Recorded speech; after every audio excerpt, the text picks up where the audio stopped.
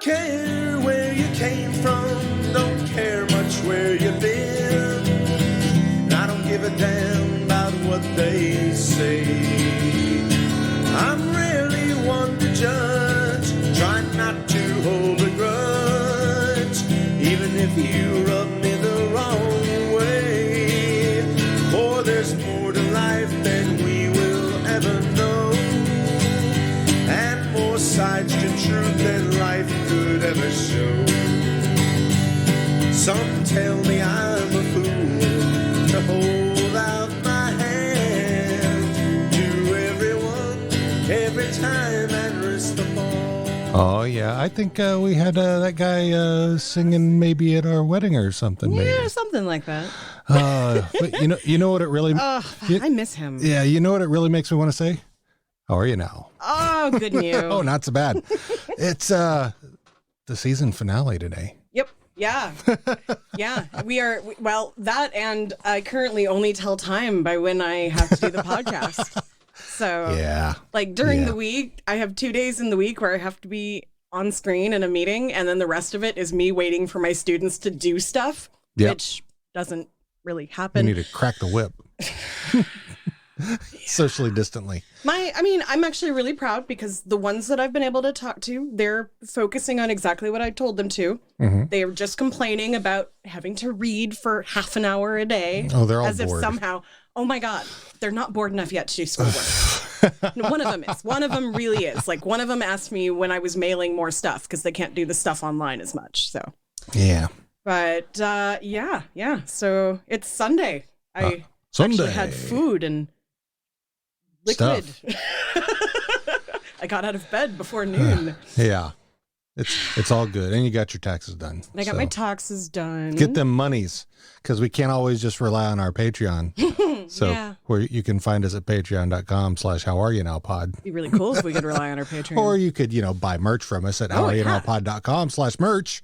That's all there. And look as cute as I do in this shirt that I'm totally wearing right now. And if you want to look cute, dressed as one of your favorite characters from Letterkenny, you could join our cosplay contest at howareyounowpod.com/cosplay. Ooh, I just had an idea. Oh, did you? What if they cosplayed us? Do they win forever? I think they should. I'd like to see that. And also, if you have any cosplays just right off the top of your head, you can also email us at host@howareyounowpod.com. Yeah. If you're a band, independent band, you can also email us there with with a song or two if you want us to listen to, and if you have a question, anything you want to say to us, or maybe leave Tiara a dad joke or two. Did someone leave me a dad joke? You can do so at 304-50 Ferda. So somebody. This makes me so happy. Hey guys, this is Neil from Frederick, Maryland. Heard Tiara saying that she hasn't really gotten any good dad jokes, so figure I'll drop off a couple of those. First one's from the internet that I found a while back, and then the second one is my own personal one. So anyway, first one from the internet. A father wanted to prove that he's not just some boring house dad, so he went and got his first tattoo. When he got home, he excitedly showed it off to his wife and kids. "Oh, cool. It's, his wife asked. "It's my thermos from work," he replied proudly. His daughter starts to reach out towards him and says, "Well, the line work is certainly..." Dad slaps her hand away and says, "Don't touch the thermostat." And now for my personal story. Yes! My wife gave birth to our daughter about a month ago, and almost nothing went according to plan. Her labor was very long and failed to progress, so she wound up having a C-section, much to our chagrin. Fortunately, the delivery after that point was textbook, and then mom and little one are relatively fine. Cut to sometime the next day when we're relaxing in the recovery room, and mom is chatting with her sister by FaceTime. The sister asked my wife if she was allowed to be on any post-op pain meds since we were trying to breastfeed. My wife answered, "Yeah, they said it was safe for me to start taking Toradol this afternoon." So I slipped into the conversation with, "Makes sense to me since you tore it all this morning." No. My wife gave me a mean glare and laughter. sneaking out the sides of her mouth. But the best part was when the nurse in the room even turned away and suppressed her approving laugh.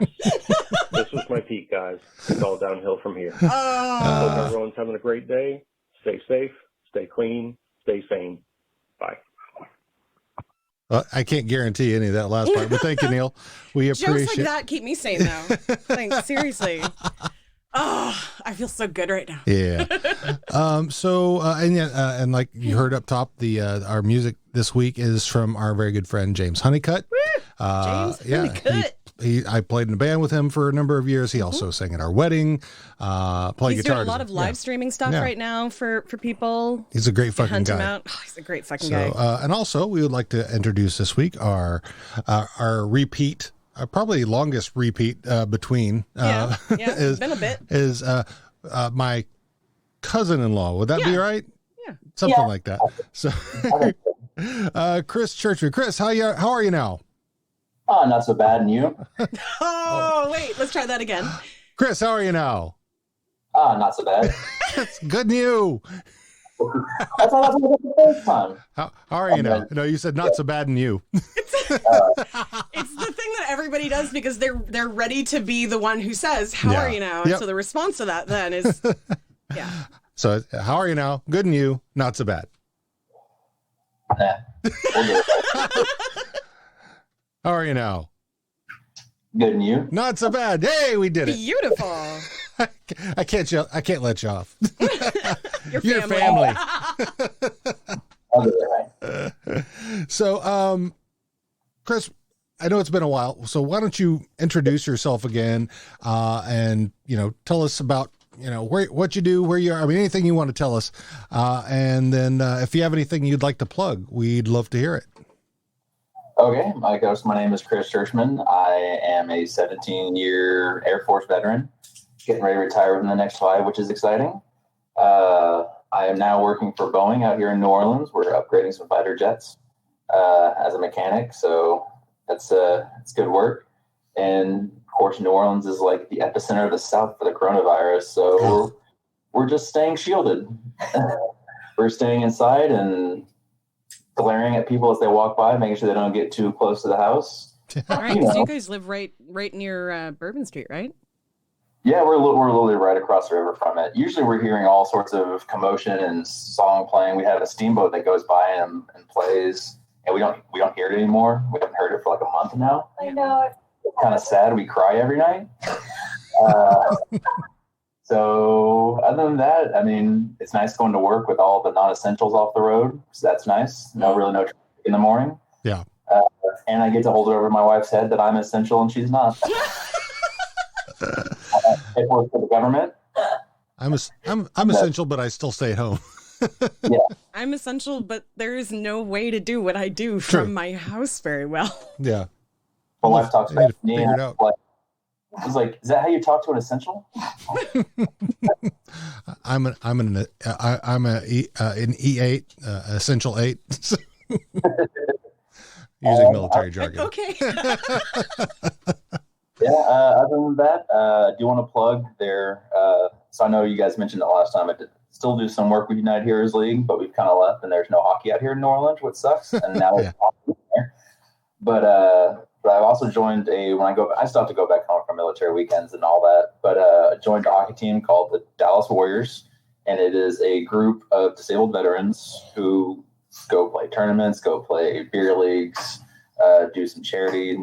Back in January, we played a game versus the Dallas Police Department to raise money for the Dallas Police Department. So and there's teams all over the nation, just military warrior hockey teams. There's probably one in your backyard if you're listening. Probably. But they're great organizations. It's great guys. You have a VA rating and you get to play on the team. It's a great community of guys who've pretty much gone through the same stuff you've gone through. And it's whenever you think that, everything's kind of normal, whatever. It's whenever something happens, it's really good to have a dude sit there and be like, oh yeah, I've been through that. Yeah, that's not normal. We need to work through this together, which is really good. So as much as I love my wife and she sees signs of, oh, he's going through something right now, it's kind of hard to relate with someone who hasn't been there. Now she's caring as all get out, and I love her, and she's there for me. But sometimes you got to talk to a dude or a woman who's been over there and has been through the same shit. Someone who's been through it. Yep. Yeah, it's a really good. So the team I'm on are the Dallas Warriors. Great organization on Facebook. They're on Instagram. Check them out. Not really doing too much right now, but besides that, my Instagram is Chris Churchman36. Go check it out. See all the pictures of our boring Corona life. Hey, that's all right. I think it's better to be boring than too excited right now. So exactly. I'll keep you boring and safe. In fact, those of you listening at home, be boring so we can still have summer. Yeah. Save Halloween. That's all I have to say. And that we can still have you around. I'm sure you're. Yeah. I mean, we want to keep you as a listener. Therefore, you must keep yourself safe. And I'm sure you're important to somebody else as well. So. Absolutely. So yeah, that's not really. Well, somebody's important to somebody. I mean, they may not be important to us in particular, but they're important. They have import to someone. Would you say? Okay. Probably. That was a lot of ways to say the same thing I said. You matter. Yes. There you go. I like that one. Okay. We'll go with that. Shout out to our buddy Kate from Ignorance is Bliss. That's her tagline. So, and we appreciate mattering. So last week was the episode before this. Oh, yeah. There's been a week since the last time we did this. It's been 1 week since season 7, episode 5, W's Talk Baby, with our buddy Jake Whitco over at WrestleThon. And with the music by Light the Lamp, who are awesome. If you want some punk music that talks a lot about hockey stuff, they're a lot of fun. So check them out. So last week was just building the new, really. So it was Tanis has got schemes. Mm-hmm. and so it's starting to tie together some little strings that came through the season to bring it to, like, this is, again, like the first half of the next season is basically the way I think about it. Yeah. You know, this was sense. Like the builder to season 8. They had to establish a lot of stuff. True. Yeah. And yeah, no, you're not wrong. There's been one of the key points they had to establish is that McMurray had an average sized penis. Yes, that was apparently very important. Yeah. But if you don't know that, the rest of the season will not make sense. So, I mean, I guess, it doesn't matter what size your penis is, your cock, whatever. I mean, see, Kelly, I told you. No, see, I'm looking at him as he's saying this because I literally was the one after the last episode going, oh, I hate all the penis shaming, and he's like, you're right, There's nothing wrong with being average. Not only that, average is average because that's what fits in us. Yeah. I've seen videos. Yeah, and that takes a lot of work. And just like with a corset, it doesn't stay that way. I don't believe you. I'll need some evidence to prove this. I'm sorry, I cannot help you with that one right now. Okay, time to put up a list and we'll just start making the methods of our investigation. All right. All right. So meet me in 2 hours. Okay, my voice needs to go back to its normal octave now. So yeah, it was, putting together a hockey team because she had schemes and plans to do something. We didn't know what that was really until this episode. Right. So in this episode, In It to Win It, we start off as we do in the cable access studio. They're doing a crack and ag, and the boys are sitting around on the stage. Katie's at the back of the studio holding Zeke, the little pup that Rosie brought. Katie asks Wayne if he's hammered, and he just says, "Oh," and then looks around a little bit, and then then he kind of catches Katie's eye, and then gives a. Sorry, what's that? He's hammered. Fuck, I'm hammered. Shouldn't have driven here. He didn't. Holy fuck. He's in it, wins it. Fucking A. It's in it to win it. In it to win it. Got to be in it to win it, right? So, you all right, babe? Yep. So I just literally that I have been Wayne in that situation where someone sober even where somebody asks me a question and be like, oh, yeah. You're just surfing in outer space. What did you were talking to me? Oh yeah, totally. So then Bonnie Mac comes in with the 2-4 of Gus and Brew. She chats with the boys a little bit. Wayne kind of flirts with her. I mean, at least that's how I saw it. Complimenting her on her coat and asking if he can borrow it. And he says, well, he could offer her his turtleneck. She cuts that off, saying that she has to get back to work. She only tells Derry goodbye. He's got a poopy pants face. Yeah. Katie asked Wayne if he's supposed to be driving to Quebec, and then he said that Marie Fred had picked up an extra shift at work. Glenn walks in, and Wayne welcomes in a very drunk manner. And Glenn notices how strong his breath is, and that he could light it on fire from where he is. So Katie tells him that Wayne is hammered. Dan says that Wayne was in it to win it, and then he grabs a beer bottle for himself. Katie and Dan ask what's about Dan going to court Lavina Dick. He says that she can't go out because her parents are away, and you got to have a parental supervision or whatever you want to say. Mm-hmm. Then the Hicks all start talking about having 8 beers, and Glenn asks, now, why would anybody want to sit down and drink 8 beers? He's in it to win it. 8'll get the rig rolling. Fucking A. Je ne comprends pas, Danielle. Let's say everybody comes over to have a beer. So you have a beer. Maybe you have a couple beers, but you're going to stop at a couple beers, because if you have 6 beers, well, then you might as well just be honest and admit you're going to get fucking hammered. Yeah, fuck, 6, 7 beers. Je ne comprends toujours pas. If you say you're going to have a couple beers, you stop at a couple beers. But if you're more likely to lean into it like we are today, well, then you get real. You get real. You get real and you say, I'm going to have 8 beer. I'm going to have 8 beers. So, okay. Yeah. So, not a beer drinker. Yeah.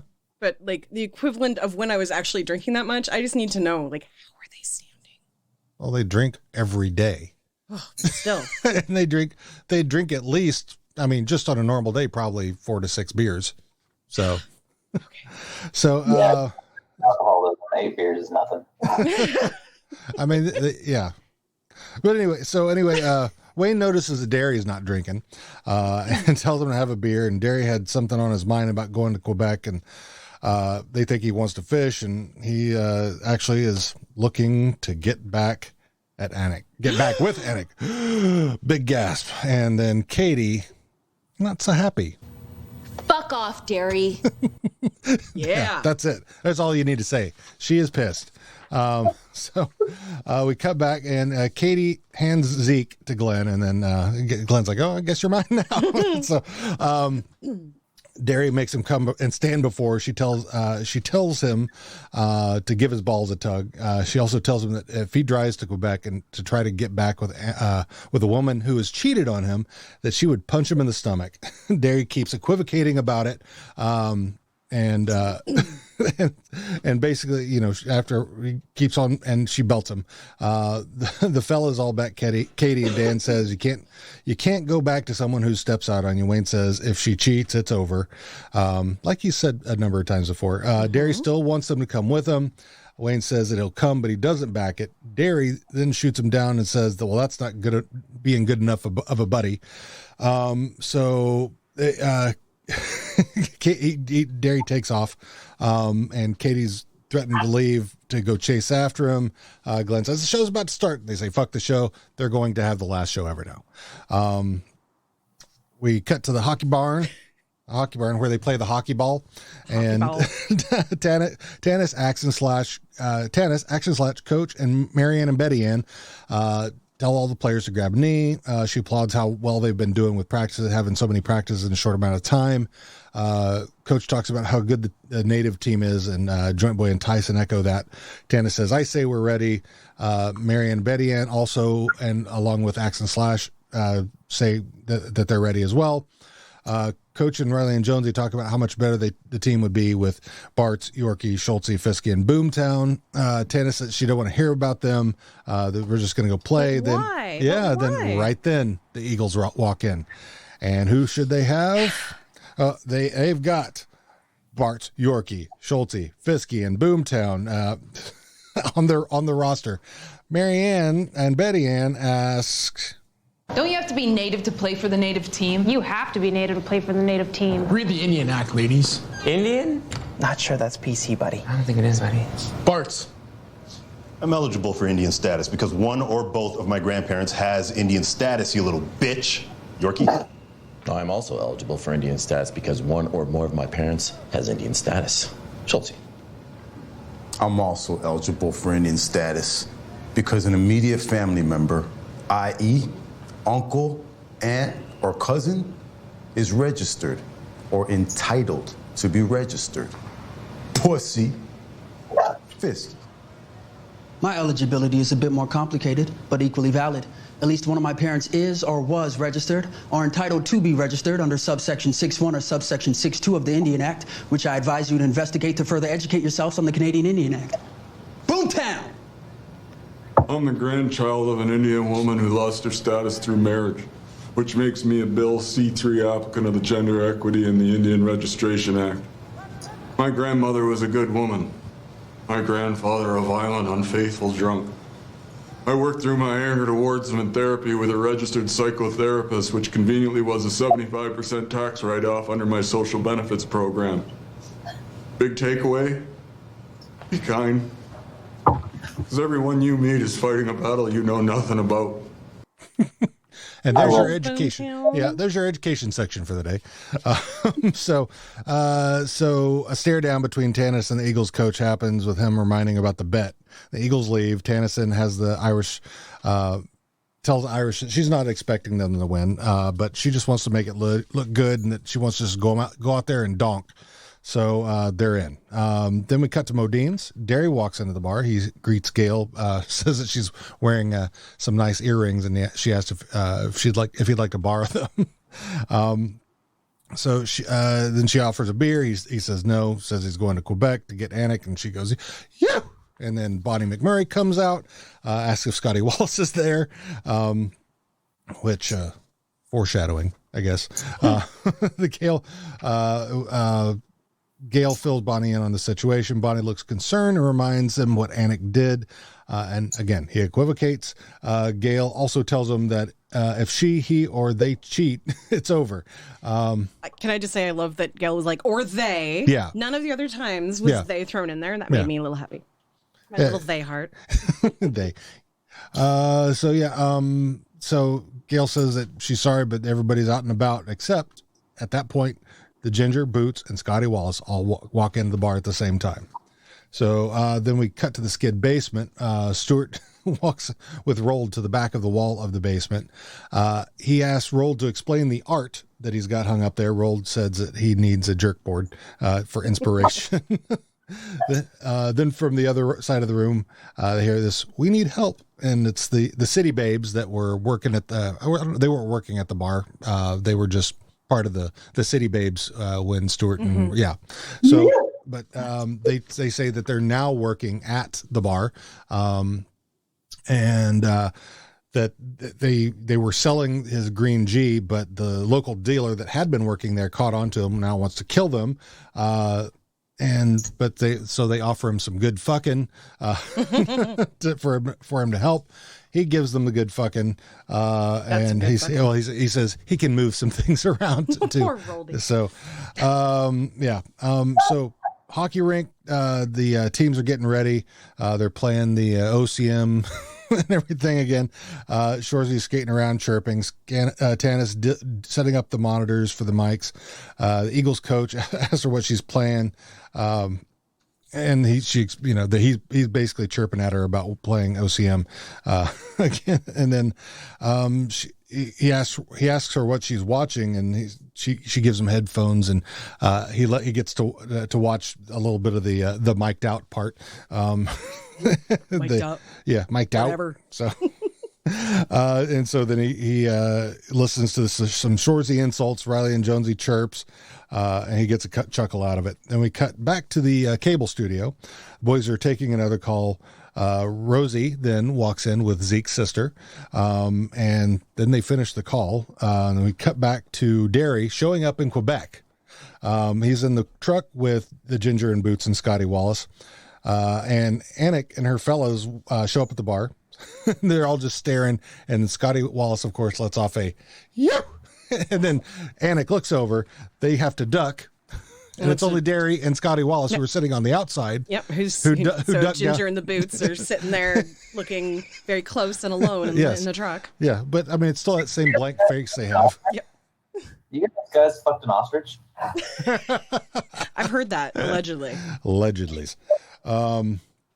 So Anik then just walks on into the bar, and then just with Ginger and Boots just sitting next to each other looking silly. Then the game starts at the hockey rink. Lots of chirping, of course, going on because Shorzy. Well, and that's the whole point. Tanis told them she wanted them to really chirp it up. Yep. And so lots of back and forth play. Everything's looking pretty good just from what you're seeing until, because you're seeing scoring for both sides until it gets to the end of the game and the natives have won 11-5. Mm-hmm. So they didn't look horrible, but no, for a team that's been together a week versus the top one in their area, that's huge, actually. Totally. Yeah. I mean, in my opinion, to get it just sounds like they had a shitty defense. That's so sounds like a pickup team for Derby. So we're back at the cable access studio, finishing up one more call, and it happens to be the last call. They sign off. Rosie leaves. McMurray shows up with more beer because he wants to drink 8 beers because everybody said they wanted to drink 8 beers, but Wayne and Dan are already past that point, and and then he goes, "Well, where's Derry? He'll drink 8 beers with me." And Glenn says that he's gone to Quebec. McMurray then asks, "What is there, a fucking poutine festival or something?" No, he went to get Anik back. By himself? You heard it here first. And none of yous went with him. You can't go back to somebody who cheated on you and get any respect. Not in a small town. Wayne, look, if she cheats, or he, it's over. No exceptions. But Derry's your friend. Oh, yeah. Derry's a good buddy. And yous let him walk into big trouble in Little Lachine by himself in a room full of smoked meat eating, bagel munching some bitches? Well, he should know better. Yeah, but when a friend asks for help, yous help him. Oh. I said, when a friend asks for help, we're going to Quebec. Yeah. So we see their plan that they're going to start taking off. We're back at the hockey barn. Stuart's room. Oh, did I miss that? Yep. Did I now? Stuart having sex with the city babes. Yep. It was one small line. Yeah. So Stuart was having sex with the city babes and got that good fucking.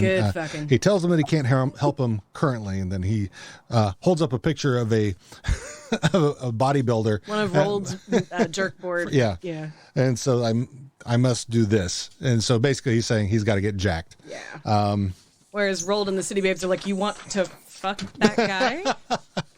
Well, if you want to. I mean, that's totally okay. So now we're back at the hockey barn, and the natives coach tells Tanis that he doesn't want the blowjob, and then he just wanted to take her on a proper date. And he tells her that the Eagles to go further need to have some more better folks on the team, and that he's going to need Riley and Jonesy and Shorzy, which Tanis says I don't know if he's a native or not. She says that Riley and Jonesy aren't native. And they're not native, and that Shorzy may be an amphibian for all I know. Right. Then they walk off together, and around the corner is JB and Tyson watching them off and commenting about it. And then this gal named Sally walks up, who you'll see next season as well, but different character. If you've watched The Expanse, you will have known her from The Expanse as the president. So Lily Gao, who comes over to Tyson Joyboy and said if the Irish are back together, she'd like to work on them with for her kinesiology studies and to do massage. And they smile at each other. They're like, "Yep, we're in." Oh yeah, getting the Irish back together just for that. Yeah, massages. A reason is a reason. Sure. Yeah. So finally we're back. We're at the Quebec bar, and Derry Boots, Scotty, and the Ginger all walk in. Anik spots them and is surprised.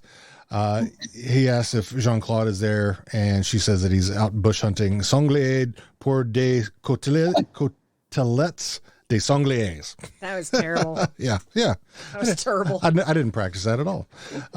Jean-Guy steps up, says that he's there and that Jean-Pierre is there as well. They point out that they know who the Ginger and Boots are. Anik asks asks Daryl why he's there. He says that he wants to talk privately with her. Jean-Guy gets in the way and says, let Anik and Jean-Claude be happy. Derry says, what if I don't? To which then Jean-Guy replies, try it. And then five more of his pals gather around him. Just then, Wayne, Dan, and McMurray all walk in. Jean-Guy again tells the guys to go. Wayne says, oh, I'd have a beer. And then that's when the arguments start happening. One of the French fellas is the first one to escalate by trying to grab Scotty Wallace. Mm-hmm. Wayne grabs that guy, throws him through the door. The door swings open. There stands Marie Fred in another fella's arms. She pulls away from the guy looking both shocked and ashamed. Fade to black.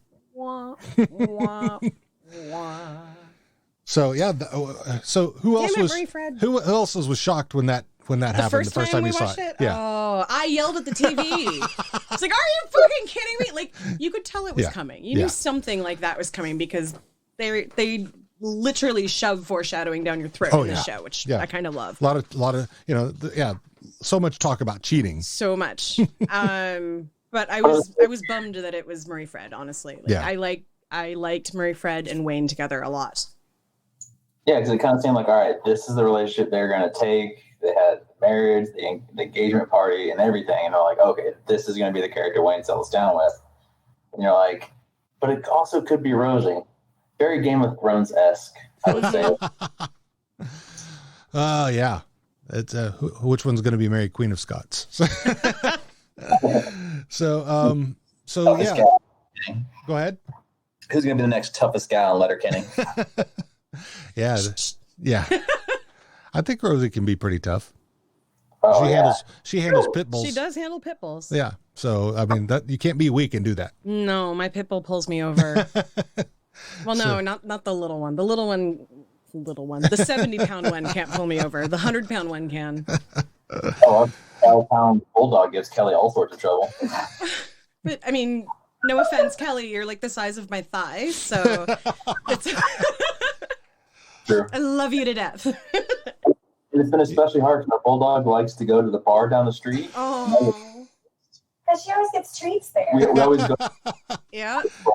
And then she looks back at us sad. I'm like, what are you looking at us for? You're the one that has the drinking problem. Exactly. Dogs that drink, especially bulldogs. I mean, they're the best ones who drink. Yep. So, Chris, I had a question for you. The term donk, what does that mean? Short for donkey. It's basically just going out there and fucking around, not really putting your effort, like sucking on purpose. Yeah, we'll call someone like a pylon if they're not really good at skating, because you put a pylon out, it just kind of stands there. Yeah. So if someone's like bad at skating, slow, they're just a pylon. A donkey is just going out there and just being a jackass. Like a dog. Yeah. I think I episode earlier. I think was it like season 2 when they went up the next level of hockey, and they were hating practices and all that. Mm-hmm. Like, I'm just going to donk all day. They're like, fuck it, we're going to shoot fires at the Tindy's head. You're not supposed to do on your own goaltender when practice, stuff like that. Just going out there, just being a straight jackass for being a jackass. So just be 100% Shoresy. Pretty much. Although Shores is pretty good. I scored the first goal on the girls and goes and like hands a stick to a kid like he's an NHLer. Yeah, that was they just trounced him in one period. Well, and it was pretty obvious that like when the coach later was like, yeah, I want Riley and Jonesy and Shoresy. Like I want them because they're good players and they will be better for the team. And Shoresy, even with the mouth. Like that's what I got out of that. Yeah. Yeah. You can't Will Snipes if you suck at hockey. I like the Sally Harder. Yeah. That was fun. Sally Harder, you're going against the team you've only been together for 1 week. Yeah. I think go ahead. A legit thing, especially when you're playing like adult beer league hockey and all that, and you're playing with guys who just take it way too seriously. I've sold it a little bit too hard, but like it's kind of a couple of years ago, we were playing in our military tournament. My brother, I assisted on his first goal ever, and we were already up like 9-2. But since this is my brother's first goal, I celebrated pretty hard, and some stuff got heated. And so some guys came over. It was a friendly military Memorial Day tournament for charity, and we almost got into a fight. So you got to give the people what they're chipping in for, right? Yeah, nobody goes to a hockey game expecting nothing but hockey. Let's be fair here. To be fair. To be fair. So yeah, I think my favorite line through all of that is because they keep chirping at all the players about being native, and when Marion said to Bart said if he's native, she's Elizabeth Warren. I love that line. That was great. That was a twofer. Yeah, that was a great one. Was it Johnny Boy? Something about one of them being Maori, I'll take you down like I took down a Maori tribesman. Yeah. Dax and Ron. Yeah. Yeah. Johnny Boy or Tyson came over. Is like, if you're native, I'm fucking Wakandan. Yeah. Exactly. Totally. Yeah, that's fun. I mean, there's got to be a reason why that whole thing was in there, which is, I mean, I think that I don't know if it's pointing out that there's some fallibility in, I mean. Yeah, I thought it was really interesting. Well, I really liked when they were like, my grandmother and or grandfather, like you were quoting the exact specific, like archaic language rule. Yeah. And like Boomtown was the only one that actually kind of felt like it might possibly be true. Yeah. The rest of them was like, my cousin and or aunt or uncle. Yeah. You guys have the confidence that they know the loophole. Yep, right. Yep. I'd be curious as to what Shoresies would be. That's a good question. Yeah. What else you got? Someone else's. What do you kids got? So much. Well, I got. I think at the beginning of it was so weird because I like Dan when they were at the beginning of the show and there was they lost the bet to Tavares because Tavares is an NHL player who just joined the Leafs and Toronto's like, oh, we got this star in the NHL and they're like, oh, we're going to the Cup now. But I think Bonnie McMurray said he's after a slow start. Tavares had a good job, but Toronto always seems to be the one that gets in their own way. So a little NHL thrown in there.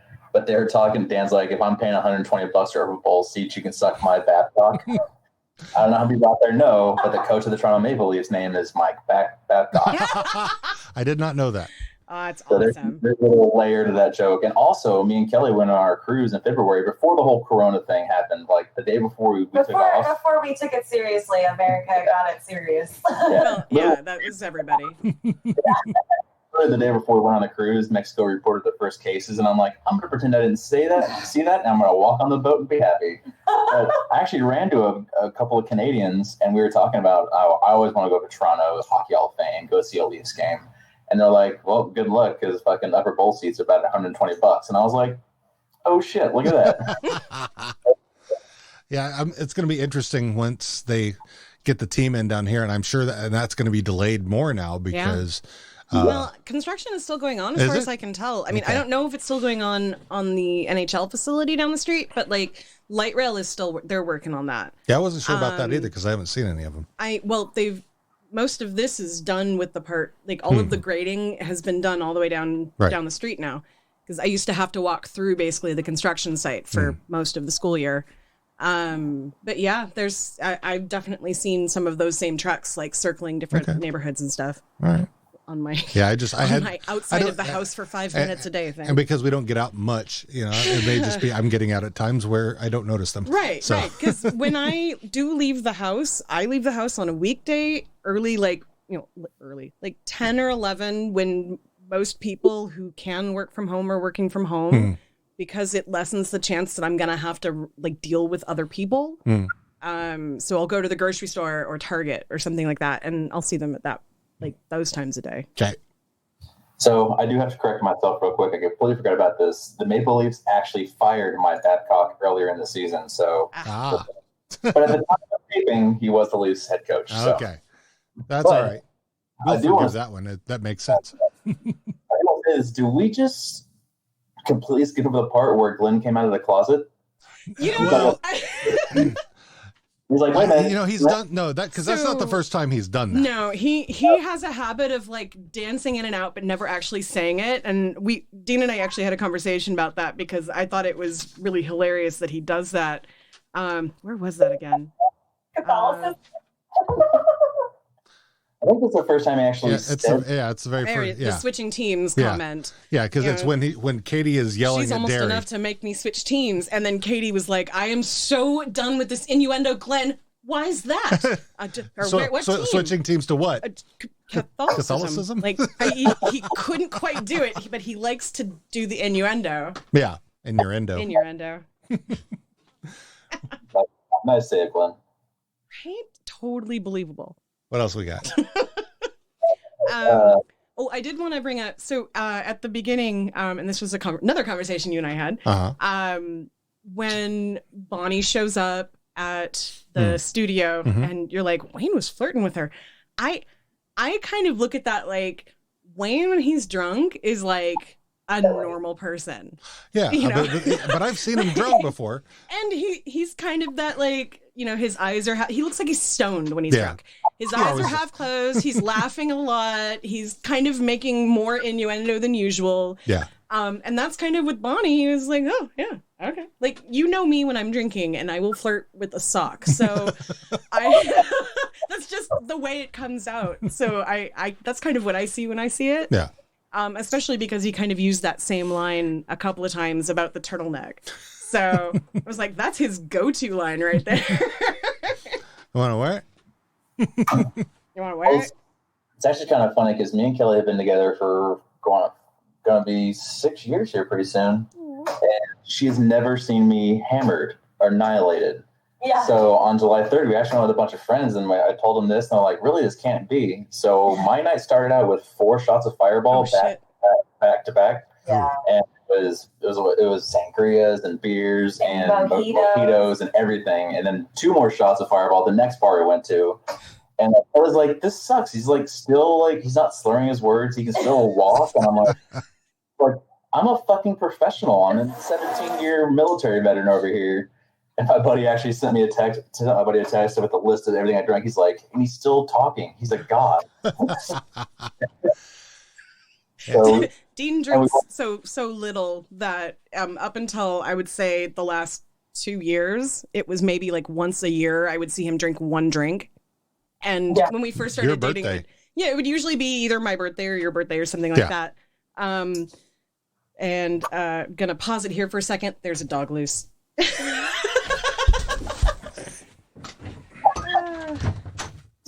So we have all our dog control. Yeah. On the bed now. Well, usually when we're recording, we have one in here, and then the other 2 will be in the bedroom. But the one who usually is in here is in the bedroom, and they don't like to all be together at the same time. So, you know, I tried. Our bulldog and pug are like almost Siamese twins. They're like joined at the hip. Like wherever one is, the other one is too. Unless like there's one where the pug gets up and goes, and the bulldog wakes up 5 minutes later, then freaks the F out in the house when the bulldog's not chasing goes. All good? Yeah. Door? Yeah. Okay. All right. What was I saying? Sorry about that. I don't remember. We'll fix that first. Shit. I was in the middle of Oh, something. no, he was talking about his drinking. We were talking about I was talking about you drinking. Okay. So he would have a drink like once a year. I think there was one New Year's where you had like 2 and you were kind of tipsy, and it was like, oh my God, hilarious. Mm-hmm. And then you didn't drink for like 2 years. So yeah, I still haven't seen you drunk. Probably never will. Yeah. I just get sleepy. Yeah. Yeah, I'm not a fun drunk. I'm just okay. Go to bed now. That's true. By the time I get to the part where like I bet if I stayed up for a little while longer, I could get that stupid drunk. But I just gotta get the drinks thing. So I'm in it to win it. I have not been in it to win it for a good 10 years. Yeah, I think the last time I did that was drinking a bottle of tequila with Carmen and Rhiannon and you and Sarah in Carmen's place after karaoke one night. Oh yeah. When everybody but you was drunk and they kept begging you to draw smiley faces on their boobs. Yep. It was a nice night. I complied. Yeah. I think that was probably the last time I drank until the wee hours of the morning. That was a fun one, though. That's what you do. When you're drunk on tequila, get your boobs drawn on. You know, like you do. Yeah, totally. What else? We're not friends anymore. Yeah, vodka and I broke up when I turned 30. Yeah, my thing right now is every so often I will have a Bloody Mary. Yeah. Watching him drink a Bloody Mary is just, it's like he's having a meal. It's good. It's yummy. It's a savory. Rum's always good for me, or still drink occasional beer. We got Yingling down here in New Orleans, which is great. I would imagine if you're in New Orleans, you have to be really competitive for booze. Oh my God, they have the strongest booze here. Their daiquiris fucking slaughter me, just like half of one. And they're drive-through too. You drive through, pick up and go. I cannot move to the south. They cannot move to the south. They used to have that. Do they still do that in Texas? Yeah, they have drive-through beer barns. Oh, okay. Yeah. They also sell, because I used to get them. I used to get them before I would go to my teacher meetings.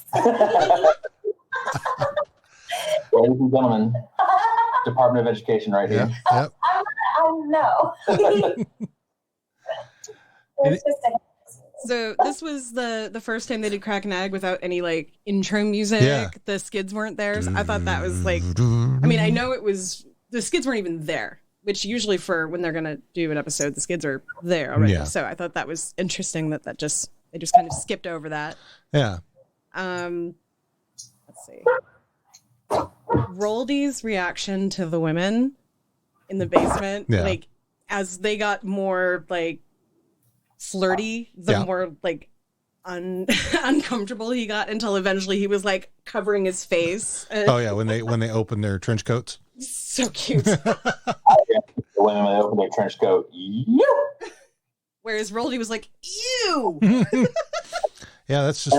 Say, after Stuart gave him the good fucking, and then they're like it's like rolled, and roll just pops out. Was roll just like there, like yep. Yeah, there's no doors. I remember like when he was with Gay, it was just like a curtain that they put across one of the doors. So yeah, that's when they were in the city. Was that in the city? Yeah. Okay, well, yeah, there's no like doors in the basement. So yeah. So you have any other items you wanted to pick up on, Chris? I just know. I don't know. He was talking. What was it? Shorzy was talking to Boomtown, and I loved it. And he's like, "You ever think about just skipping a meal there? Like someone called my breakfast Sando. I think it was you." was that to Boomtown? He was saying that. Yeah, and he's like, "Can you even cross over?" And I don't know if anyone knows what crossover is at the skating technique. Yeah, I know that from her doing roller derby. So yep, yeah. And then one more thing popped up. I think whenever everyone shows up in the bar, and then Zava beer, and then I don't know if you guys picked up on this, but what was it? McMurray does the jerk off motion where he hits his fist against his crotch and then I actually did work and I got in trouble for that. So I was shooting off a bottle rocket. That's all. Exactly. A month or two later, I no longer work there. So yeah, don't do that at work. All right. Yeah. Well, I can do it at work anyway. I don't even have to get dressed at work. So. Speaking of McMurray was not a piece of shit in this episode. This is the first time that he's the one who had to put the line down. Right? He had to go, come on. I had to tell him twice. Come on. And he was the sober one, ready to drink, and like put them down and drug those two drunk asses all the way to Quebec. And Quebec. And like, to join in, to be a friend. And I thought that was really good. Yeah, no, I agree. I like that. I agree. Yeah, this is the first time I've really been proud of McMurray. Yeah, full on proud. Like there was no qualms about it. And he didn't even screw it up. Right, he didn't screw it up. That's exactly nice. That's exactly it. Yeah. I really find it adorable in the scenes in this season when Tyler Johnston is trying to look less than, like hunching his shoulders in and like scrunching down, and, because he's already starting to work out in this season and like bulk up, and they're trying to make him not look that big. Well, his body has definitely changed already by this point. Well, yeah, I mean, like Dave Bay. Yeah. Yeah. So yeah, I mean, I think he lost some of it just on purpose, because normally Tyler Johnson is pretty fit. So I think he kind of let himself go for a little bit, and I think that's probably what it is, more than him just starting to work out. It could be. Because I know he works out a lot. Yeah. Well, he was always kind of fit and like making it look like he was skinny, but now he looks like he's like shoulder width has gotten bigger and he's trying to make himself look skinny. So like that, it totally sets up next season that we don't know about yet. And then I think that the Eagles coach and Tanis, both of whom are kind of problematic faves a little bit now after this episode. Like Tanis was always a problematic fave because I fucking love her. Yeah. But the coach, I didn't want to like the coach. And then he was like, you know what? I'm not going to make you give me a blowjob. I want to take you on a real date. I like you. I want to get to know you. I want to do the right thing. And she's like, okay. I don't put out until the second date. Right. I love that line. I was willing to give you a blowjob over a bet, but now that you actually want to date me, I don't put out on the first date. So. I fucking love that. Come on. So so that made me happy, and I think the two of them, if it becomes a thing, fits really well. Yeah, especially I agree. With them working together now. Yes, agreed. I think that's all my notes. All right. I don't know, except for as a hockey player, I cannot tell you whenever Shorty's knocking sticks out of hands, biggest fucking dick move. It is the most annoying thing you can do. I think this is the reason I texted you and I said, this is the show I want to be on. It is such a dick move. A DM, if you will. Such a dick move. Because you're just sitting there, you're just standing, and someone just knocks it out of your hand. You're like, now I got to fucking bend over and take this. Yeah, I know that feeling. Man, not only that, when he comes by and stomps on it and cuts it in half. I bought a brand new stick for a tournament one time, and the first face off I took with it, some dude fell on it and broke it. And it was and those sticks are not cheap anymore. I mean, you can get one on sale for like $120. But when those sticks first come out, they're like $400. Yikes. And if you break one on your first face off, or someone stomps on it, biggest dick move. Give your fucking balls a tug, you tit fucker. Yeah. I if I knew how to play hockey at all, if I could be like an extra or something on that, to do a backup Shorzy, I think that would be hilarious and so fun to do. I think everything's got something that just annoys them out of like, I figured if you guys are podcasting, a tier just like comes over and like unplugs your mic real quick. Like, that happened during karaoke once. And I, for like the first time in my life, almost punched somebody at a bar. Like walked up and unplugged the you weren't there that night. It was Teeny hosting. And I was there trying to enjoy myself. And I'm not going to name names, but the person who used to take off his shirt and like, when you play darts. I don't remember who that was. That's okay. That's good. Anyway, yeah, he walked up to her and like unplugged it, like in the middle of a song. I don't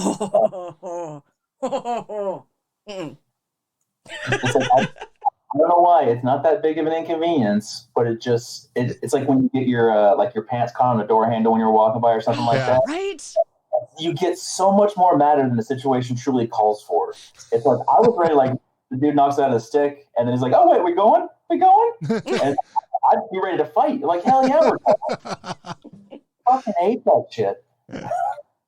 Yeah, he's just itching for a fight. So that's, Well, and they've been told not to fight, like specifically. So he's like, I'm gonna keep doing this until one of you hurts me. Truly is by far the best part of this episode because he's a hockey player. I can truly understand the church when he goes to the goal. He's like, and he's the worst player on our team. You're just awful, bud.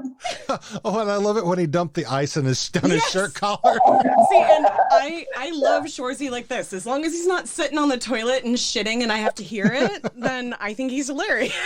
Yeah. Tell all the mom jokes you want. That's again, don't punch down, but still. He doesn't. They're all a bunch He's borderline. He's smart. He's probably smarter than the rest of the hockey players. Absolutely. That's why when they're getting that big scrap, they're like, "What are you gonna do? What are you gonna do?" You coming at me? Or you coming at him or me? Him or me? It was so cool. I was telling Kelly this the other day, and Kelly's like, "Oh, the how his face has got that dark visor," and that's a very douchebag thing to do. And when you're playing like adult league, you're like, "Who the fuck are you?" Because Alexander Ovechkin for the Washington Capitals wears it, and so players with those tinted visors, they're just douchebags. Which is even better that it's Shorzy. Exactly. Yeah, it's totally a Shorzy move. Yeah. Yeah. So I mean, great. Hockey with the tinted visor, just think douchebag.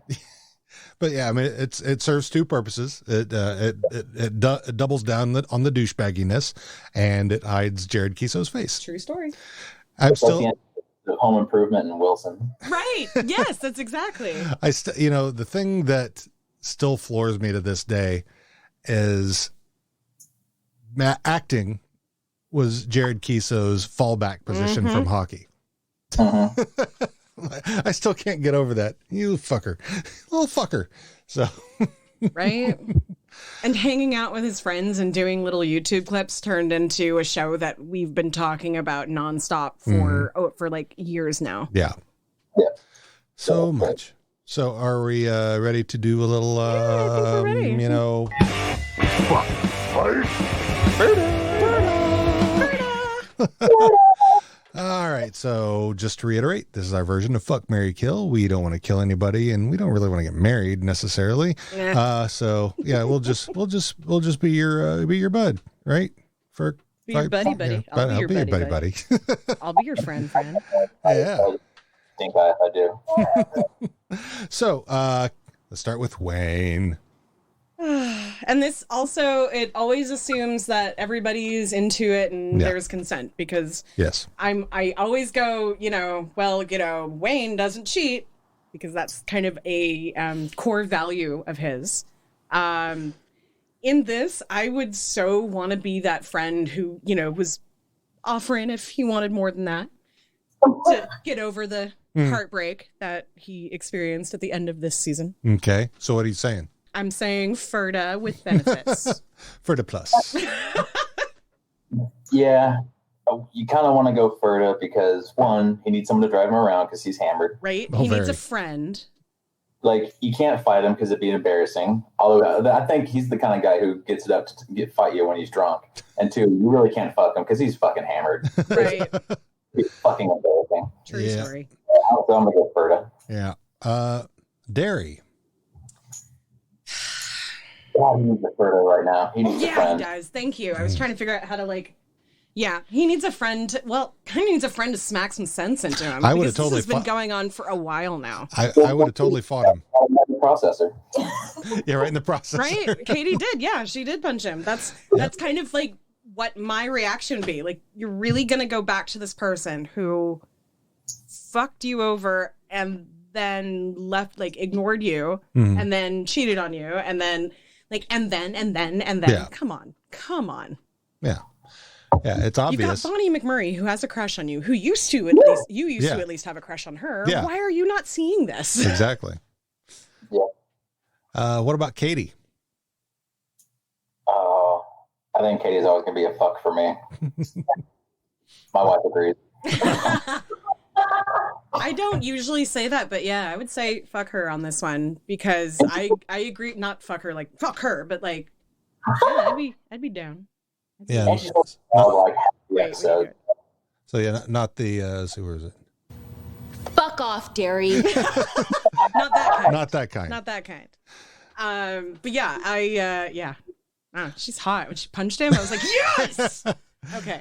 And they did good with the thud sound. Oh my God. And I just realized, I think just about every time I say I want to fuck Katie, she's instigating violence of some kind.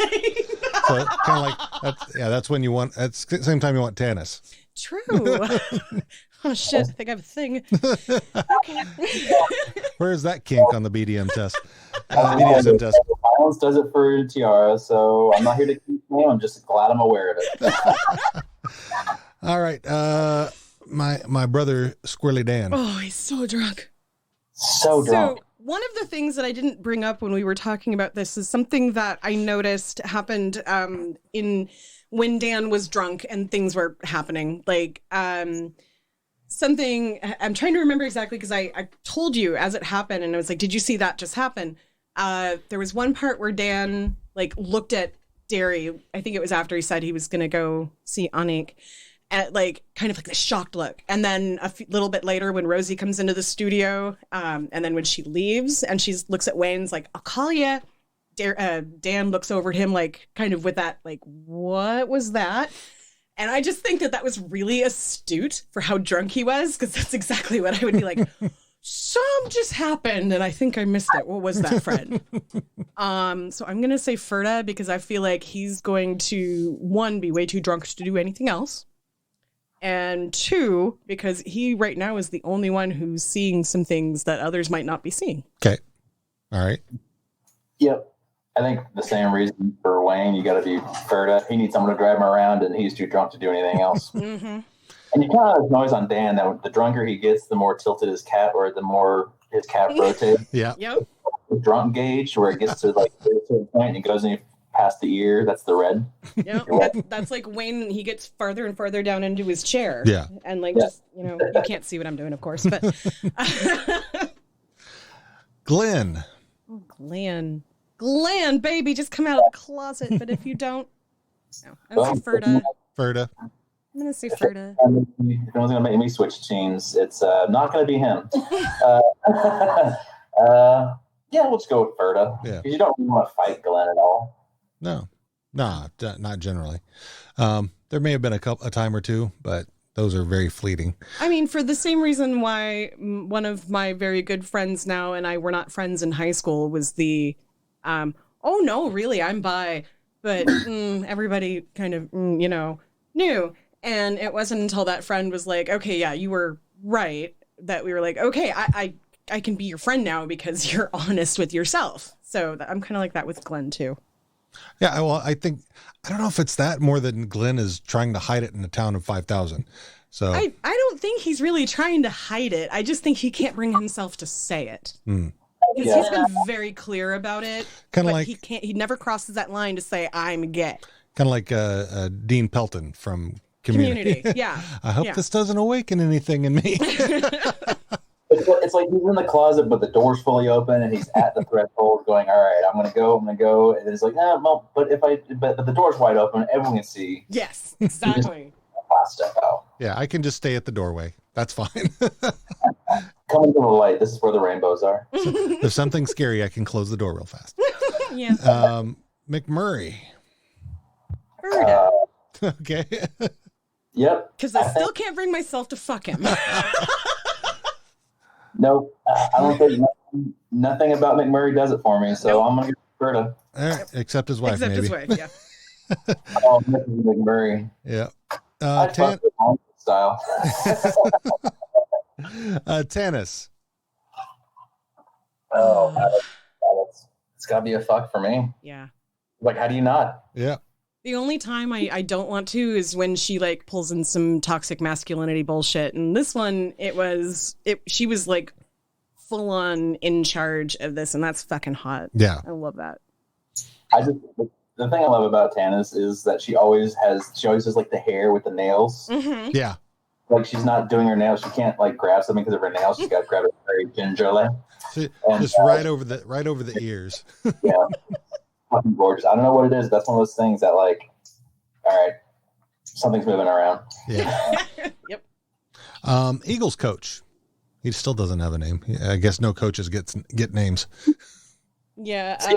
I'm gonna say Ferda. Like he didn't make himself a troll in my eyes in this episode, but he didn't advance beyond that yet. Yeah. Okay. All right. I'd fight him. Really? All right. Well, yeah, no. He did become. He's a good guy. He's a real good guy at the end. Yeah. At the end, he was like, I don't want to do the bet anymore. I want to like actually get to know you and not use you anymore. And well, he did. And even when he was winning, he never said anything aside to his team. Aside, don't fight. Mm-hmm. Get out there and do this. It was never. He was never playing that role. I think it was until he kind of like started getting to know Tanis a little. Mm. I kind of think like if like looking back, you can kind of see he's like more and more impressed with her every time they are in a scene together. He's like, and then in this one, he's like, yeah, okay, yeah. All right. Yeah, but he's the opposing coach, and as he calls someone a joke, and it's the opposing coach of the Letterkenny Irish, so I'd fight him. All right. All right. What about Coach? Oh, I think it was something in the last episode you guys said about now we think that he killed his wife. Oh, yes. I'm about 100% sure that Coach killed his wife, as sure as I am Carol Baskins killed her husband and fed him to a tiger. You know what? Carol Baskin deserved to have a life without abuse, and that's whatever. I didn't watch the thing. I can't watch the thing, but I have not watched the thing either. I saw it. I'm like, no, I'm not watching. 99% of my news feed is that show right now. It's so. I grew up with hillbillies with mullets, and I don't need any more of that in my life. Oh, you haven't seen Hillbilly on this level. Oh no. But yeah, like Coach is Coach has gone like over, like I love where the direction they went with him, where like now he's like this super romantic about his wife, and now after like the last couple of episodes I'm kind of like, I'm sure he might have killed his wife. Mm-hmm. Probably, or even if he didn't, he still keeps her. Still has her. Yeah, like in Psycho, Norman Bates didn't kill his mom, but he kept her. Yeah, exactly. So she's lying in the bed. Yeah. Like, yeah. It's okay, Barb. I'll come run you a bath. Oh God, what is that bath made of? Wax? Formaldehyde? I think it looks like that bathtub in Creepshow. Oh, yeah. Yeah. Yeah.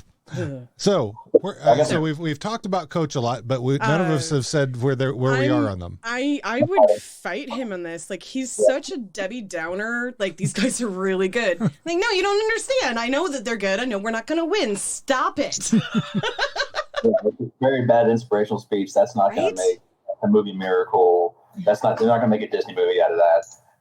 So yeah. So you're going to fight him? All right. Riley and Jonesy. Like I love how like they've become the stars of this team, and they've become such really good teammates. And I'm just so glad hockey is back, because it's kind of weird that you had the hockey player characters without hockey for a season or two. Yeah. And I'm really glad hockey's back. And like I love when they're talking about how much they love getting the boys back together. Oh yeah. And throw it back to the plug at the beginning, like that community like really means something. Like me being out here in New Orleans and there's no hockey out here, like it really feels like I don't have that community right now. But I'll get it back. But like, yeah, Ferda boys. Ferda. You baby? Ferda. I said it. All right. Dax and Ron. Ferda. No, all the hockey players in this one, like, you go ahead and do whatever you want to on your time, but you do you. But like for me in this one, they were good friends. They're like good teammates. So yeah. Cool. Do it. You know what? I'm gonna go off the grid. I'm gonna say fuck them. Yeah, there you go. Oh, dude. So I normally would. Yeah. Oh, about them. And you know, I probably learned something from. They're like, I didn't know you could do that with a toaster oven. Totally. Oh my God, yes. If you lube it right. Yeah. Ron is totally my style. He's I would switch teams. Yeah, you would. No longer just Philly and sexual. Yeah. No. Yeah. You're kind of like Riley and Jonesy, because I keep forgetting which one's which, but I like the one with the blonde hair, and he's just like, let's get That's Ron. Yeah. Fucking gay when it's pounded in the ass. Yeah. That's totally. I love that I'm about to say these words. That's totally Dean's type. Totally. And I love that this is such a progressive show that you have your hockey players who are so just that frat boy type, and they're two foils, I guess. They're the same but completely different, and I just love it. Yeah, they're doppelganger or whatever you want to call them. They're yang to their yin. Yeah. Tyson and Joint Boy. Oh man, they should have like jumped on their chance to be with Tanis, and so for that I say Ferda, because boys, come on, figure it out. You've been like around her for a full week now. Why has this not happened? Yeah. You got to go with Ferda. Yeah, I'm definitely not going to fight them, because they would just mop the floor with me. Right, and also if you're friends, probably get some Joint Boys joints. All right, so you're both for it. Now, this next one is near and dear to my heart. Marianne and Betty Ann. Ooh.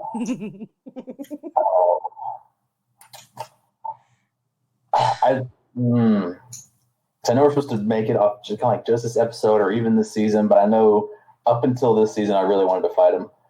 But I'm not going to. You still feel that way? I'm like on the line where I'd only fuck one of them because like it's just like the same thing when they fell in love with Shorzy. It's like I don't want to like be the reason that friendship splits apart. So I'd fuck one of them and Ferda the other one. And I'll pick names out of a hat or rock, paper, scissors to see which one is which. I'm gonna fight fucking Ferda, all of them at the same time. Gentlemen. And then I'll hold the door for them. You know me, the more the merrier. What? I mean, so yeah, totally. So yeah.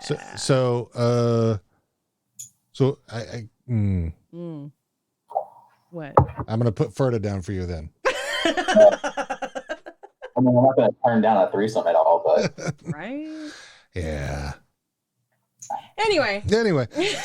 Sturt. I mean, he does provide that good fucking. Like Apparently a man. So. He's a man. He's a man. Like one of the most socially immature of all of them is apparently the best fucker, but yeah, I'm gonna go with Ferda, honestly. All right. I think I'm gonna fight him. Just because I think this is the last chance I get to fight him on easy mode. Yeah. If he's about to get ripped, because I have not seen any future episodes. Nope, no, there are no future episodes until next week when we watch season 8. No, 2 weeks, 3 weeks, whenever we're doing season 8 start. We have the season wrap up last chance to fight him in mode before he becomes, like, I guess, the big boss of the video game. So I'll fight him one last time. All right. I like that. Roldy. Roldy, I am going to somehow acquire the equipment that he would like and fuck Roldy because he deserves it after having to listen to Stuart all the time, getting laid and being in love with him. He needs that good fucking. He needs that good fucking, but Stuart won't provide it. So yeah, I think I gotta be his friend just because I'm like, hey, dude, you don't need him, right? You'll find someone who appreciates you for you. There you go. What about the city babes? Fucking all you. Just like, is there even? All right. Yeah. All right. Yeah, not my type. Yeah. Yeah. So, I'm Ferda. Ferda. Jim Dickens. Did we actually see Jim Dickens or just hear him? We just heard him. Okay. So you got an image of him in your head. I do have an image of him in my head. I have an image of him in my head that I will keep in my head. I will whip this out. It is 1. It is 2. It is 3, 4. Give me 5. Give me 5, 6, 7 inches. I just got to go Ferda because nothing really happened. So I'm just going to go with Ferda. All right. So you never said, but I'm guessing you're fucking him.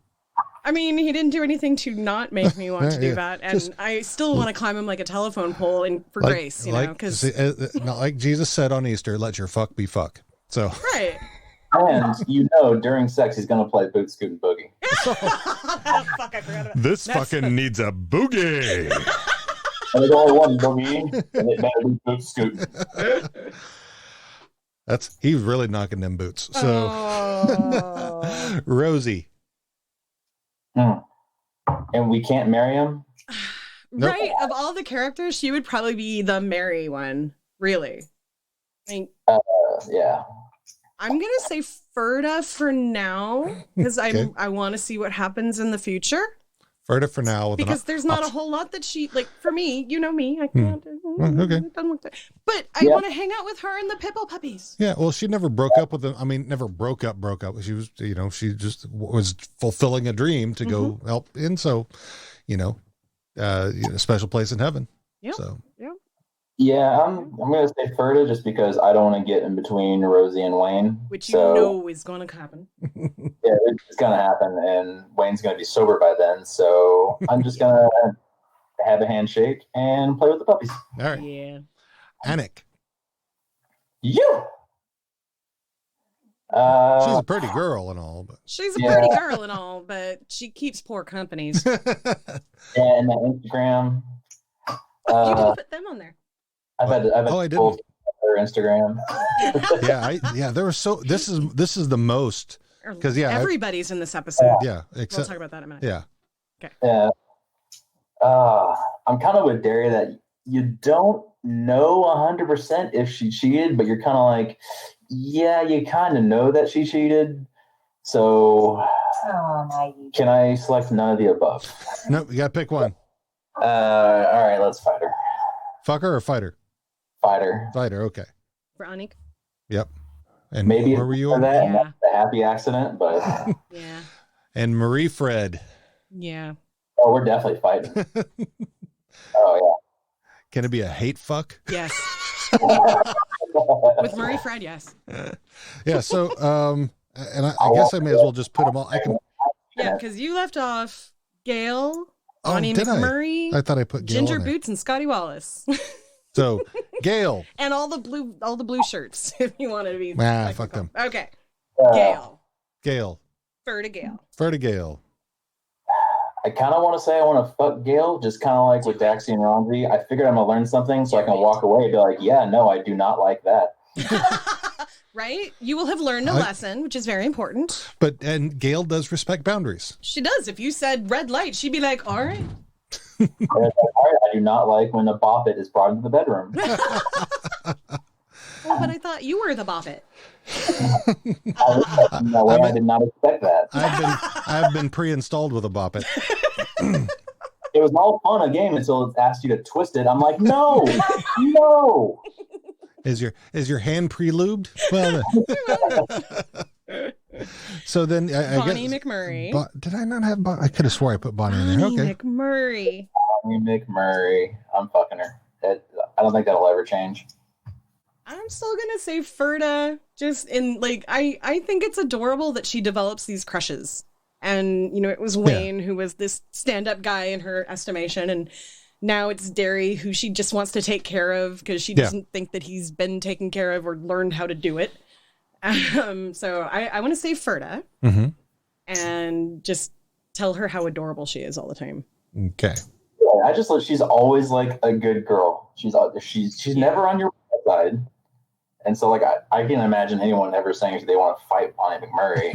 And she's not too thirsty. And she's just throwing it out there. All right, cool. And that's it. Yeah, and she definitely respects boundaries. So, I mean, she knows that whole thing with Wayne about for years. Yeah. And never tried to push herself on it, even though she knew was very knowledgeable at how attractive she was and how much other people appreciated that attractiveness. Yep. Now, Miss McMurray has pushed her on Wayne, but true. That's not McMurray. Yeah. McMurray tried. It was should date my sister. That's weird.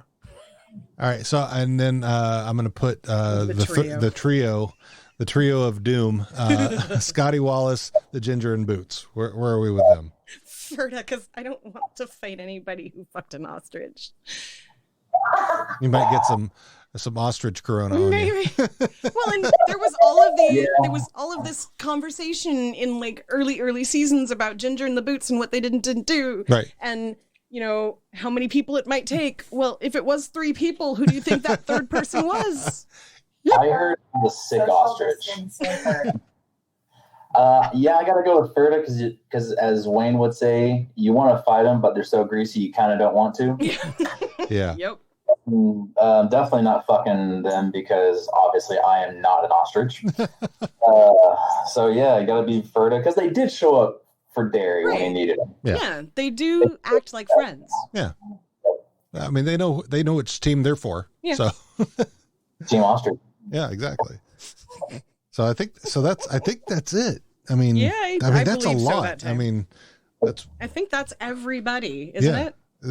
Who are we missing? Who? I can't. Arks, Yorkie, Schulte, Fisky, and Boomtown. Oh yeah, but no. I'm gonna fight all them motherfuckers. And I mean, I might refer to Boomtown because he's just adorable. Love Boomtown. Now he fucked up. He could have come home. He did fuck up. That's good. But his friends. Fuck his friends. They could have come home too. All of them. Pussies. I think as long as since I'm we didn't do Shorzy. Oh god damn, Shorzy. I want to say this. I want to fight the fuck out of Shorzy. That makes sense. Breaking all those sticks, knocking them out of the hands. That's a fucking dick move. I would fight Shorzy in a heartbeat. All right.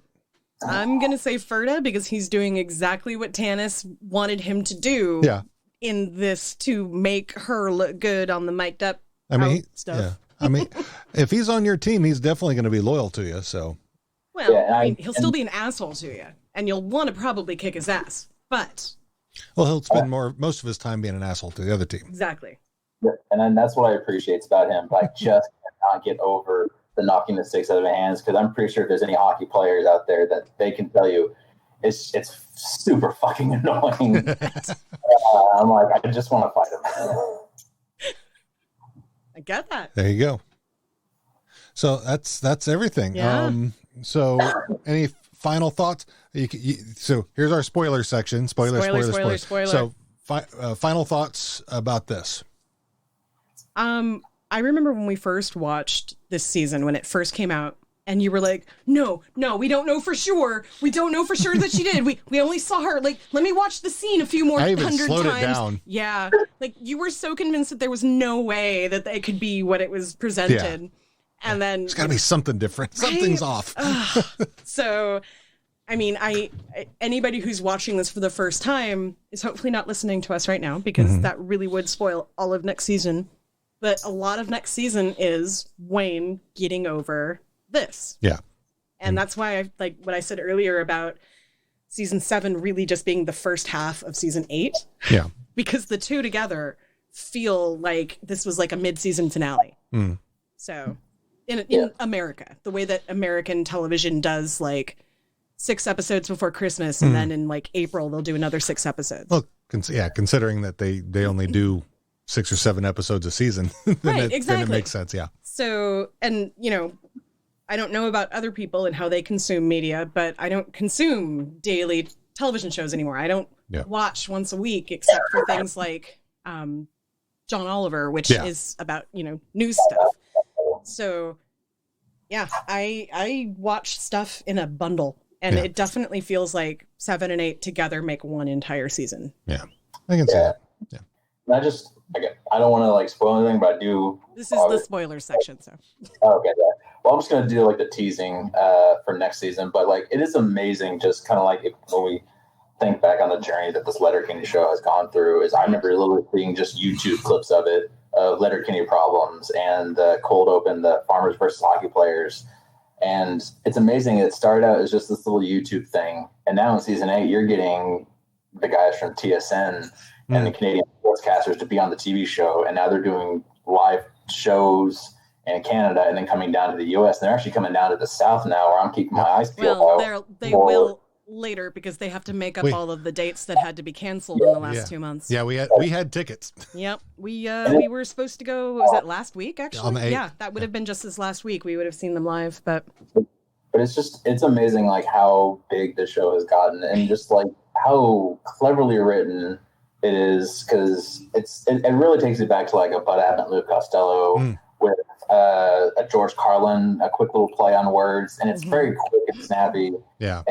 and very witty, and just how well it's written, how well the characters developed, how well they've done with the show progression and everything, to where it's not. I really can't call it a cult following anymore, because it's gotten really huge. I think it was a cult following up until just about like a year ago, when it really started taking off in the US. It started taking off all across the world. Yeah. So, and I love it. It's like the one thing I really go full hit strong. It's like, I was there from the beginning, but we've had a couple new guys at work, and I showed them like one scene, I think the steak scene, and he came back like the next week and is like, I watched it all this weekend. And I was like, Yep. And now we'll be at work, and we'll be working on 2 different jets, and all I hear is, "Give your balls a tug, you tit fucker." Across the hanger. So it's how it's grown into such this pop culture icon right now. I think it's no longer a cult following here in the States. I know it got huge in Canada, but it's amazing when you go back from like episode 1, even just the YouTube clips to we're in season 8 now. Yeah. And they're pumping them out. And like, they got Hulu money now. They've had some low spots, but like they've consistently been good every single season. And even the, quote unquote low spots, that's subjective. I might not like a story arc that someone else thinks is one of the best things in the season. And that's one of the things that I love so much about this show is that there's so much opportunity for people with different opinion on what is good entertainment to watch. Like Dean and I don't watch a whole lot of scripted television together. Yeah, not much. We watch a lot of movies, but we don't really watch TV together. No. You do, but I don't, because I don't understand a lot of situational humor and body humor, and that like it doesn't work for me. And that's a lot of TV shows. Yeah, true. So, and the TV shows that I do like tend to be more analytical and about crime and history and those sort of things, because that's the way my brain works. But yet there's something about Letterkenny. Like, I love these characters. I love the stories that go through here. And even when it's something that I don't like, I know that there are millions of people now who love that thing that I don't like, and that's okay. Well, like even 7 was probably my least favorite season. Agreed. But if you put 7 and 8 as one season, once 8 came out, then I didn't feel so bad about it. There's still some spots, but yeah, it's a good season. It's like people who have issues with Fart Book. I dropped lower than Fart Book though. What's that? Nothing has dropped lower than Fart Book. I love Fart Book. I think Fart Book is a great episode. He will die on that hill. He will die on that hill. Just because of what it's really about. Because I really do hate social media. Yeah, that is true. I finally talked him into doing social media just because right now we literally cannot communicate any other way with other people. Yeah. So yeah, it's like Wayne says, it's like my social media. I don't follow. Yep. So yeah, it's not my thing. So, but I mean, I do it for the podcast. I do it for the love. So, yep. But it's not so bad. Not so bad. Deadly. So next week we are off. Yay!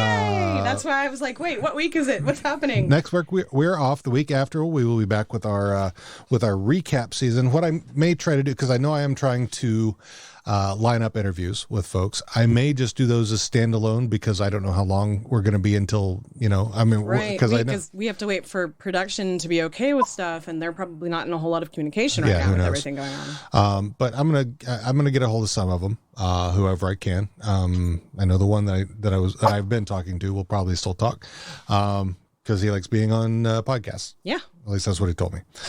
So you'll probably get that next week. So that's a bow on. That's a wrap for season 7. Yeah, for the most part, until we come back with all the your favorite episodes, favorite quotes, and all that kind of stuff. Yeah. So everybody out there, watch the Facebook group, watch the Twitter feed. Call us and let us know your opinion on your favorite things about this season. Yeah. Give me more dad jokes, because I do have a dad joke if you want it. Yes. All right. So what is a pirate's favorite letter? I'm going to wait because it could be several. Now, normally someone would say they R. But truly a pirate loves the sea. I knew it was going to be something like that. I love that. When you're like, oh. I love the sea too. And on that note, we will say goodbye for this time until we see you in 2 weeks. Take care now.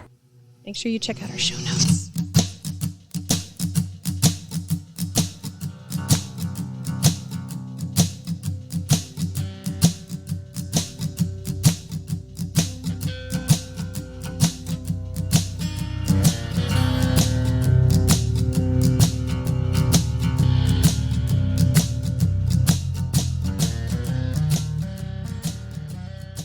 Thanks again for listening to this episode of How Are You Now? We want to give thanks to our good buddy James Honeycutt for letting us use his music in the show. We want to thank my cousin-in-law for being on again. We really had a good time. Make sure to check back with us 2 weeks. We will be back with the recap show. Take care, everybody.